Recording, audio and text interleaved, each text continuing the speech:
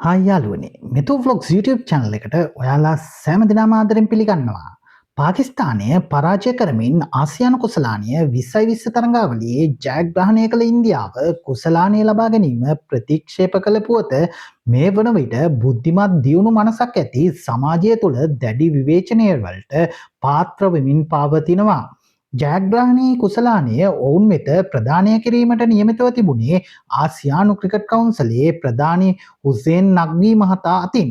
හුසේන් නග්වී මහතා පාකිස්තාන අභ්‍යන්තර කටයුතු අමාත්‍යවරයෙකු සහ එරට ක්‍රිකට් පාලක මණ්ඩලයේ සභාපතිවරයෙකුද වනවා. ඔහුගේ අතින් කුසලානය ලැබීමට ඉන්දිය කණ්ඩායම ප්‍රතික්ෂේප කර ඇතැයි ඉන්දිය මාධ්‍ය ඊයේ වාර්තා කළා. අවසන් තරගය නිමාවී පැයකට අධික කාලයකට පසු ත්‍යාග ප්‍රදානය කිරීමේ උත්සවය ආරම්භ වුණා. එහිදී තරගයේ වීරයා ලෙසින් තිලක් වර්මා සම්මානය ලැබූ අතර තරංගාවලියේ වීරයා ලෙසින් ඉන්දිය ක්‍රිකට් ක්‍රීඩක අභිෂෙක් සර්මාත් සම්මානය ලබා ගැනීමට සමත් වුණා. පාකිස්තාන කණ්ඩායම තමන්ට හිමි තෑග සහ සම්මාන ලැබ ගැනීමට පැමිණියත් ඉන්දිය කණ්ඩායමේ නායකයා කුසලානය ලබා ගැනීමට වේදිකාව වෙත පැමිණියේ නැහැ. ඉන්දියාව 2025 ආසියානු කුසලානය දිනාගත්තේ පාකිස්තාන කණ්ඩායම සමග පැවති අවසන් තරගය කඩලු 5කින් ජයග්‍රහණය කරමින්. ආසියානු කුසලාන ක්‍රිකට් තරගාවලියේ ඉතිහාසයේ අවසන් තරගයකදී ඉන්දියාව සහ පාකිස්තානය මුණ ගැසුනේ ප්‍රථම වතාවටයි. ඉන්දියාව අවස්ථා 8කදීද ආසියානු කුසලානය දිනා සිටි අතර ඊට එක්දින කුසලාන 7ක් සහ 2020 කුසලානයක් ද ඇතුළත්. පාකිස්තානය අවස්ථා දෙකකදී ආසියානු සූරයන් බවට පත් වූයේ එක්දින තරගයේ ආකෘතියෙන් පමණි. ආසියානු ක්‍රිකට් කුසලාන ක්‍රිකට් තරඟාවලියක් 2020 ආකෘතියට පැවති තුන්වන අවස්ථාව මෙයයි. ප්‍රධාන පෙළේ තරඟාවලියක අවසන් මහා තරගයේදී නායකයන් දෙදෙනා අතට අතදීම සුහදතාවය ප්‍රකට කිරීමේ අවස්ථාව මෙම තරගයේදී සිදු වූයේ නැහැ. එනම් මෙම තරගය වොලියේ ඉන්දියාව සහ පාකිස්තානය මීට පෙර හමු වූ අවස්ථා දෙකේදීද මෙය සිදු වූයේ නැහැ. තවද ඉතිහාසයේ පළමු වතාවට ජාත්‍යන්තර ක්‍රිකට් තරගයක කාසිය වාසිය උරගා බැලීමේ අවස්ථාවට නිවේදකයන් දෙදෙනෙකු ඊයේ වුණා. පාකිස්තාන නායක සල්මන් අගාගේ අදහස වකා යුනිස් හටත් ඉන්දිය නායක සූර්ය කුමාරගේ අදහස් රවී ශාස්ත්‍රී හටත් සිදු කළා. මේ අතර ඊයේ සිදු ජයග්‍රාහී කුසලානය පිළිබඳ සිදුවීමෙන් පසු මේ වන විට බොහෝ දෙනා විවිධ අදහස් දක්වමින් පසු වනවා. මේ අනුව නැවතත් ඉන්දිය හමුදාව පිළිබඳව හඬ නැගූ ඉන්දිය නායක සූර්ය කුමාර යාදව් මෙවර ආසියානු කුසලාන තරඟාවලියේ තමාගේ සියලුම තරඟ ගාස්තුව ඉන්දියා හමුදාව වෙනුවෙන් ලබා දීමට සූදානම් බව CAX ගිණුමේ සටහන් යොදමින් දන්වා තිබෙනවා. පහත්කම් ප්‍රහාරයෙන් විපතට පත් වූ අපගේ සන්නද්ධ හමුදාවන්ට සහ පවුල්වල සහාය දීම සඳහා එම තරඟාවලියෙන් ලැබෙන මුදල් මාගේ තරංගාස්තු පරිත්‍යාග කිරීමට මන් තීරණය කර ඇත්තෙමි. ඔබ සැම වෙනුවෙන් මාගේ සිතිවිලිවල රැඳී සිටි යනුවෙන් ඔහු සිය සටහනේ දක්වා තිබෙනවා. මේ අතර ඊයේ පැවති මාධ්‍ය හමුවේදී සූර්ය කුමාර යාදව් මෙලෙස අදහස් පළ කළා. ඉන්දියාව ජයග්‍රහණය කළා. හැබැයි ක්‍රීඩාව විනාශ වුණා. මොකද ඔබ කුසලානය ගත්තේ නෑ. ක්‍රිකට් ඉතිහාසයේ කිසිදු දිනක මේ නොවුණු දෙයක්.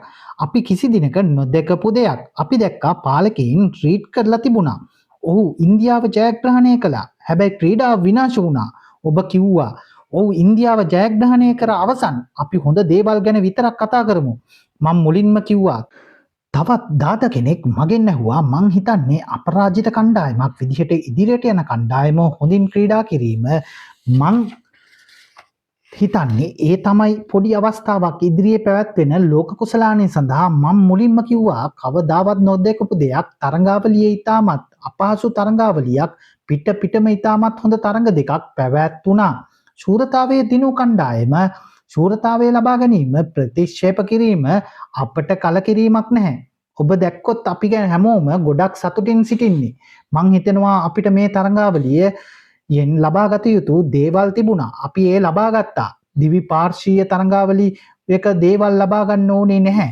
සුපිරි 4 වටේට පැමිණීමෙන් පසු මෙය නොකවුට් විදිහට ගියේ. මං කණ්ඩායමත් කිව්වේ අපි අර්ධ අවසන් පූර්ව අවසන් සහ අවසන් තරඟාවලිය ලෙස ක්‍රීඩා කරමු. අපි ශ්‍රී ලංකාව සමගින් අවසන් පූර්ව තරඟයක් ක්‍රීඩා කළා.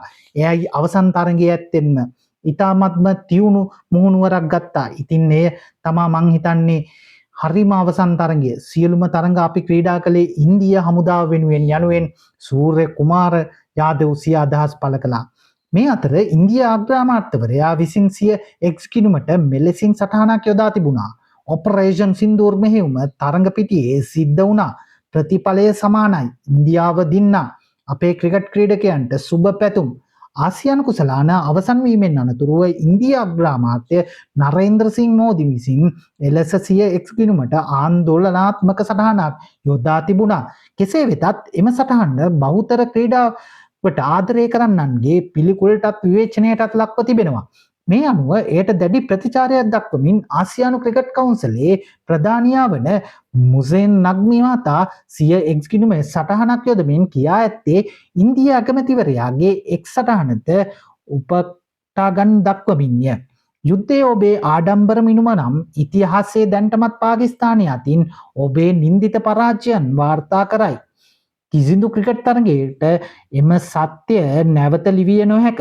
යුද්ධය ක්‍රීඩාවට ඇද ගැනීමෙන් බලාපොරොත්තු සුන්වීම පමණක් ඉතිරිවන අතර ක්‍රීඩාවේ ආත්මය අප කීර්තියට පත්වේ යනුවෙන් ආසියානු ක්‍රිකට් කවුන්සලේ සභාපතිවරයා විසින් සිය අදහස් දක්වා තිබෙනවා.